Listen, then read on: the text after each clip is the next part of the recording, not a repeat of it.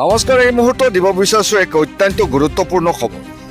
ৰূপহীহাটত উত্তৰ পূব মাৰ্কাজ মছজিদ কমিটিৰ উদ্যোগত নগাঁও জিলা আয়ুক্তৰ উপস্থিতিত অনুষ্ঠিত হয় এখন গুৰুত্বপূৰ্ণ সজাগতা সভা।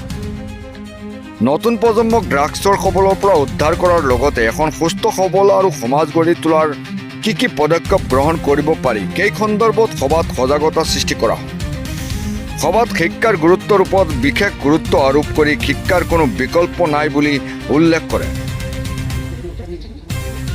সকলোকে শিক্ষা গ্ৰহণ কৰাৰ আহ্বান জনাই শিক্ষাৰ জৰিয়তে নিজকে গঢ়ি তোলাৰ লগতে সমাজখনকো আগুৱাই নিবলৈ আহ্বান জনায়।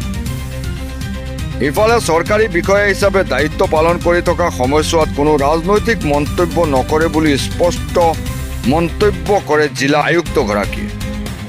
ড্ৰাগছমুক্ত সমাজ গঢ়াৰ লগতে নতুন প্ৰজন্মক সঠিক পথ দেখুওৱাৰ ক্ষেত্ৰত এনে সজাগতা সভাই বিশেষ ভূমিকা পালন কৰিব বুলি আশা প্ৰকাশ কৰে। আমাৰ হাতত কিছু মন্তব্য আছে, আমি শুনাই ল'ব বিচাৰিছোঁ। আপুনি চাওক, চৰকাৰী এটুকুৰা মাটিত, চৰকাৰী এটা ৰাস্তাত, ৰাইজৰ এটা ৰাস্তাত যদি কোনোবাই ফুটপাথৰ ওপৰত সম্পূৰ্ণভাৱে নলা বন্ধ কৰি যদি তাত তেওঁলোকে নিজৰ ঘৰ বনাই দিছে, তাৰমানে এই ব্যক্তিজন কেনেকুৱা মনোবৃত্তিৰ হ'ব সেইটো আমি ভাবিব পাৰোঁ। মই আজি সংবাদ মাধ্যমৰ জৰিয়তে তেওঁলোকক অনুৰোধ কৰিছোঁ যাতে তেওঁলোকে সেইবোৰ গুচাই দিয়ে, অন্যথা আমি বিধিগত ব্যৱস্থা তেওঁলোকৰ বিৰুদ্ধে ল'বলৈ বাধ্য হ'ম। ছাৰ, একাংশ দোকানীসমূহ কৰে আপোনাৰ বেনাৰ লগাই ৰাখে আপোনাৰ কৰি পেলাই, যাৰ বাবে যাৰ বাবে যান জঁটৰ সৃষ্টি হয়।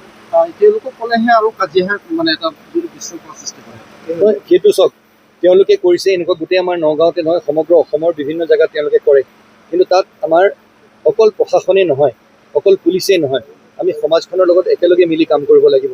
কিয়নে সমাজখনে যদি প্ৰতিবাদ কৰে মানে শান্তিপূৰ্ণভাৱে যদি প্ৰতিবাদ কৰে, তেনেকুৱা বস্তু যদি হ'বই নিদিয়ে। অকণমান দেৰি আগতে মই কথা পাতি আছিলোঁ যে এটুকুৰা মাটি তেনেকৈ কিছুমান দুষ্কৃতিকাৰীয়ে দখল কৰিবলৈ ওলাইছিলে আমাৰ অঞ্চলৰে, কিন্তু ৰাইজে হ'বলৈ নিদিলে।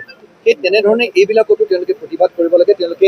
তেওঁলোকৰ যি অসন্তুষ্টি তেওঁলোকে সাব্যস্ত কৰিব লাগে, প্ৰশাসনক তেওঁলোকে জনাব লাগে এষাৰ কথা। প্ৰতিটো দিশত সফল হৈছোঁ বুলি ক'লে মই ভুল হ'ব, কিন্তু আমি আপ্ৰাণ চেষ্টা কৰি আছোঁ। আৰু বিশেষকৈ যান জঁটৰ ক্ষেত্ৰত যদি কোনোবাই ব্যাঘাত জন্মাইছে, তাৰ বিপৰীতে বা তাৰ বিৰুদ্ধে যি একশ্যন ল'ব লাগে সেইখিনি ল'বলৈ আমি নিশ্চয় চেষ্টা কৰিম।